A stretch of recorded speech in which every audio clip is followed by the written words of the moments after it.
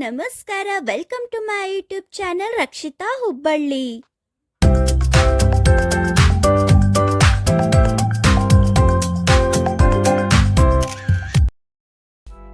ಇವತ್ತು ನಾನು Coorg vlog part 2 ಮಾಡ್ತಾ ಇದ್ದೀನಿ. ಸೊ ಆಲ್ರೆಡಿ ನಾನು ಪಾರ್ಟ್ 1 ವ್ಲಾಗ್ನ ಅಪ್ಲೋಡ್ ಮಾಡಿದ್ದೀನಿ. ಸೊ ನೀವು ಇನ್ನೂ ನೋಡಿಲ್ಲ ಅಂದರೆ ನೀವು ನನ್ನ ಚಾನಲ್ನ ವಿಸಿಟ್ ಮಾಡಿ ಪಾರ್ಟ್ 1 ವ್ಲಾಗ್ನ ನೋಡಿ, ಅಥವಾ ನಾನು ಡಿಸ್ಕ್ರಿಪ್ಷನಲ್ಲೂ ಕೂಡ ಲಿಂಕ್ನ ಹಾಕಿರ್ತೀನಿ, ಅಲ್ಲೂ ಕೂಡ ನೀವು ನೋಡ್ಬೋದು ಅಂತ ಹೇಳ್ತಾ ಈಗ ಪಾರ್ಟ್ 2 ವ್ಲಾಗ್ನ ಶುರು ಮಾಡೋಣ. ಈಗ ನಾವು ಮಡಿಕೇರಿ ಫೋರ್ಟಿಗೆ ಬಂದಿದ್ದೀವಿ. ಸೊ ಇದು ಒಂದು ವಿಸಿಟಿಂಗ್ ಪ್ಲೇಸ್ ಅಂತಲೇ ಹೇಳ್ಬೋದು ಮಡಿಕೇರಿಲಿ. ಸೊ ಹಾಗಾಗಿ ಮಡಿಕೇರಿ ಫೋರ್ಟ್ ನೋಡೋಣ ಅಂತ ನಾವು ಬಂದ್ವಿ. ಬಟ್ ಅಲ್ಲಿ ಏನೋ ರಿನೋವೇಷನ್ ಮಾಡ್ತಿದ್ದಾರಂತೆ. ಸೊ ಹಾಗಾಗಿ ಅಲ್ಲಿ ನಮಗೆ ಬಿಡಲಿಲ್ಲ. ಸೊ ಹಾಗಾಗಿ ಹೊರಗಡೆಯಿಂದನೇ ನಾವು ಫೋಟೋಸ್ ವಿಡಿಯೋಸ್ನ ತಗೊಂಡ್ವಿ. ಹೊರಗಡೆಯಿಂದನೇ ನಾವು ನೋಡಿದ್ವಿ ಮಡಿಕೇರಿ ಫೋರ್ಟ್ನ. ಸೊ ಅಲ್ಲೇ ಒಂದು ಮ್ಯೂಸಿಯಂ ಕೂಡ ಇತ್ತು. ಸೊ ಅದನ್ನು ನಾವು ನೋಡ್ಕೊಂಡು ಬಂದ್ವಿ. ಸೊ ಅಲ್ಲಿ ಹಳೆ ಕಾಲದ ನಾಣ್ಯಗಳು, ಹಾಗೆ ರಾಜರಿಗೆ ಸಂಬಂಧಪಟ್ಟ ವಸ್ತ್ರ ಶಸ್ತ್ರಾಸ್ತ್ರಗಳು, ಸೊ ಅದೆಲ್ಲ ಇತ್ತು. ಸೊ ಮತ್ತೆ ಬೇರೆ ಬೇರೆ ಕೂಡ ಇತ್ತು. ಸೊ ಅದನ್ನು ನಾವು ಮ್ಯೂಸಿಯಂನ ನೋಡ್ಕೊಂಡು ಬಂದ್ವಿ. ಮಡಿಕೇರಿ ಫೋರ್ಟ್ನಿಂದ ಮಡಿಕೇರಿ ಸಿಟಿ ನಾವು ಟಾಪ್ ವ್ಯೂ ನೋಡಿದ್ವಿ. ಸೊ ಎಷ್ಟು ಬ್ಯೂಟಿಫುಲ್ ಆಗಿ ಕಾಣ್ತು ಅಂತ ಅಂದರೆ, ಸೊ ಅದೇ ಸಮಯಕ್ಕೆ ಮಂಜು ಕೂಡ ಬೀಳ್ತಾ ಇತ್ತು, ಹಾಗೆ ತುಂತುರು ಹನಿ ಕೂಡ ಬೀಳ್ತಾ ಇತ್ತು. ಸೊ ಹಾಗಾಗಿ ತುಂಬ ಚೆನ್ನಾಗಿ ಅಮೇಝಿಂಗ್ ಆಗಿ ಕಾಣಿಸ್ತು ನಮ್ಗಂತೂ.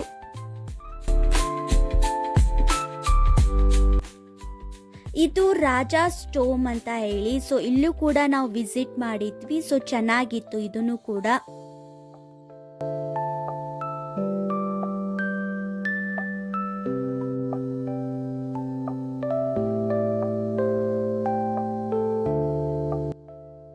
ಸೊ ನೆಕ್ಸ್ಟ್ ನಾವು ಬಂದಿದ್ದು ರಾಜಾ ಸೀಟ್ಗೆ. ಸೊ ರಾಜಾ ಸೀಟ್ ಅಂತೂ ಒಂದು ಅಟ್ರಾಕ್ಟಿವ್ ಪ್ಲೇಸ್ ಅಂತಾನೆ ಹೇಳ್ಬೋದು. ಸೊ ಅಲ್ಲಿ ಒಂದು ಬ್ಯೂಟಿಫುಲ್ ವ್ಯೂಸ್ ಕಾಣುತ್ತೆ, ಹಾಗೆ ಇಲ್ಲಿ ಸನ್ಸೆಟ್ ಕೂಡ ನೋಡ್ಬೋದು. ಸೊ ಅದಕ್ಕೆ ಇದು ಒಂದು ಫೇಮಸ್ ಪ್ಲೇಸ್ ಅಂತಾನೆ ಹೇಳ್ಬೋದು ಇದು.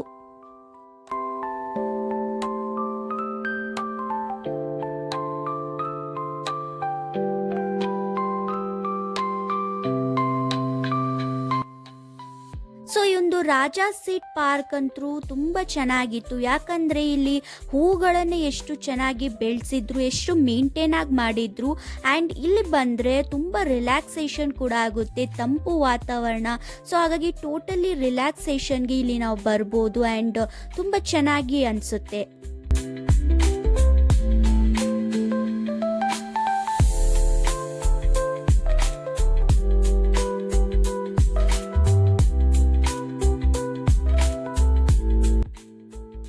ಆಗಲೇ ನಾನು ಬ್ಯೂಟಿಫುಲ್ ವ್ಯೂ ನೋಡ್ಬೋದು ಅಂತ ಹೇಳಿದೆ. ಸೊ ಇದೇ ಅದು. ಸೊ ಇಲ್ಲಿ ಬ್ಯೂಟಿಫುಲ್ ವ್ಯೂ ನೋಡ್ಬೋದು, ಹಾಗೆ ಇಲ್ಲಿ ಸನ್ಸೆಟ್ ಕೂಡ ನೋಡ್ಬೋದು. ಇದು ಒಂದು ಸ್ಪೆಷಲ್ ಅಂತಲೇ ಹೇಳ್ಬೋದು ಸನ್ಸೆಟ್ ನೋಡೋದು. ಇಲ್ಲಿ ನೀವು ಅಬ್ಸರ್ವ್ ಮಾಡ್ತಿರ್ಬೋದು, ಇಲ್ಲಿ ಮಂಜು ಕೂಡ ಬೀಳ್ತಾ ಇದೆ. ಸೊ ಅದು ಒಂದು ತಂಪು ವಾತಾವರಣಕ್ಕೆ ಆ ಒಂದು ಮಂಜಿನ ಒಂದು ವ್ಯೂ ನೋಡೋಕ್ಕೆ ಸೂಪರ್ ಆಗಿತ್ತು ಟೋಟಲಿ.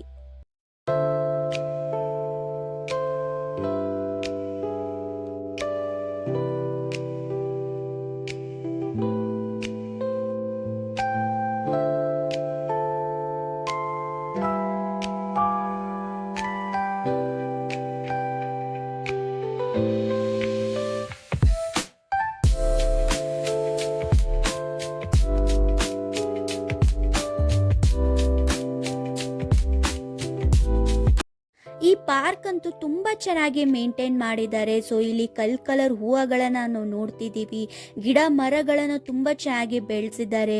ಸೊ ತುಂಬ ಚೆನ್ನಾಗಿದೆ ಈ ಪಾರ್ಕ್. ಈ ರಾಜಾ ಸೀಟ್ನ ನೋಡಿ ನಾವು ಡೇ 2ನ ಕಂಪ್ಲೀಟ್ ಮಾಡಿದ್ವಿ.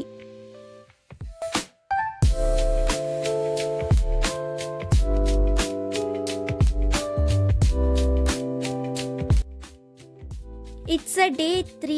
ಸೊ ಈಗ ನಾವು ಬಂದಿರೋದು ಕುಶಾಲನಗರ ಹತ್ರ ಇರುವಂತಹ ಕಾವೇರಿ ನಿಸರ್ಗಧಾಮಕ್ಕೆ ಬಂದಿದ್ದೀವಿ.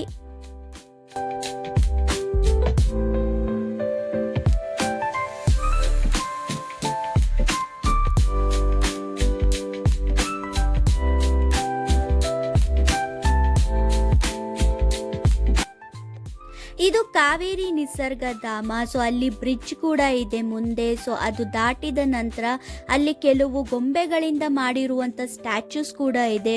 ಸೊ ಅದೂ ತುಂಬ ಚೆನ್ನಾಗಿ ಇರುತ್ತೆ ನೋಡೋಕೆ.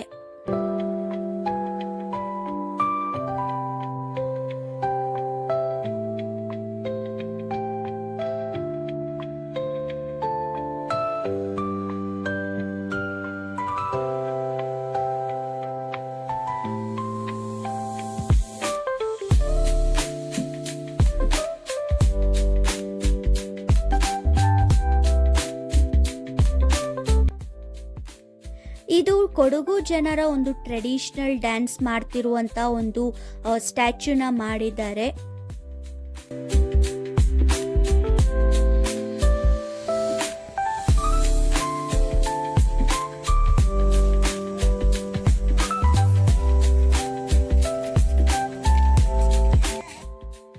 ಇದು ಬುಡಕಟ್ಟು ಜನಾಂಗದವರ ಲೈಫ್ ಸ್ಟೈಲ್ ಹೇಗಿತ್ತು ಅನ್ನೋದನ್ನ ಸ್ಟ್ಯಾಚ್ಯೂನ ಮಾಡಿದ್ದಾರೆ.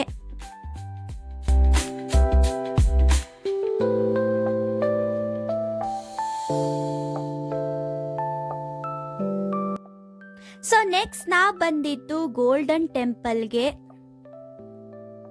ಇದು ಕುಶಾಲನಗರದ one of the popular place ಅಂತಾನೆ ಹೇಳ್ಬೋದು. ಯಾಕಂದ್ರೆ ಇಲ್ಲಿ ಕೂರ್ಗಿಗೆ ಬಂದವರೆಲ್ಲ ಇಲ್ಲಿ ವಿಸಿಟ್ ಮಾಡೇ ಮಾಡ್ತಾರೆ. ಸೊ ಇದು best place and famous place ಇದು.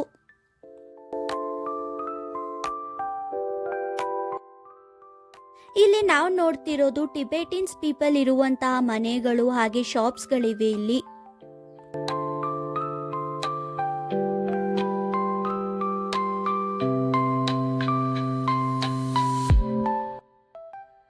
ಗೋಲ್ಡನ್ ಟೆಂಪಲಿಗೆ ಬಂದರೆ ನಮ್ಮ ಮೈಂಡ್ ಅಂತೂ ತುಂಬ ಫ್ರೆಶ್ ಆಗಿರುತ್ತೆ. ಯಾಕಂದರೆ ಇಲ್ಲಿರುವಂಥ ವಾತಾವರಣಕ್ಕೆ ಹಾಗೆ ಇಲ್ಲಿರುವಂಥ ವೈಬ್ಸ್ಗೆ ತುಂಬ ಮೈಂಡ್ ಫ್ರೆಶ್ ಇರುತ್ತೆ ನಮಗೆ. ಸೊ ಇದೇ ನೋಡಿ, ಇದು ಬುದ್ಧ ಸ್ಟ್ಯಾಚ್ಯೂ. ಸೊ ಇಲ್ಲಿ ನಮಗೆ ಬುದ್ಧ ದೇವರ ಒಂದು ದರ್ಶನ ಕೂಡ ತುಂಬ ಚೆನ್ನಾಗಾಯಿತು. ಆ್ಯಂಡ್ ಇಲ್ಲಿ ಅವರ ಒಂದು ಪ್ರಾರ್ಥನೆ ಕೂಡ, ಪ್ರೇಯರ್ ಕೂಡ ಮಾಡ್ತಿದ್ದಾರೆ. ಸೊ ತುಂಬ ಚೆನ್ನಾಗಿ ಅನಿಸ್ತು.